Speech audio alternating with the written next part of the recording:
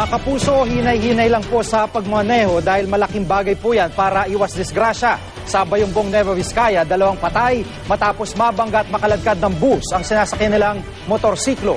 Si Salima Refran, naka-alerto, 24. Nagmistulang pinitpit na lata ang motorsiklong ito na nabangga, kumailalim at nakaladkad ng isang pampaserong bus sa Bayumbong Nueva Vizcaya. Ang 2 sakay nito, pinawian ng buhay. Dead on the spot si Jason Fragoso. Namatay naman sa ospital ang nakababata niyang kapatid. Base sa investigasyon ng pulisya, lumipat ang bus sa kabilang linya para mag-overtake. Pero lumipat din doon ang motorsiklo, kaya nabangga ito ng bus. Pagka-overtake ko ganyan, malapit na ako, bumusila ako, kinaliwagan. Kaya lang, wala na, no choice na, malapit, andun na ako sa harap niya. Inilipat na lang sa isa pang bus sa mga pasahero ng naka-aksidenteng bus. Nahaharap ang driver sa kasong reckless imprudence resulting in damage to property and multiple homicide.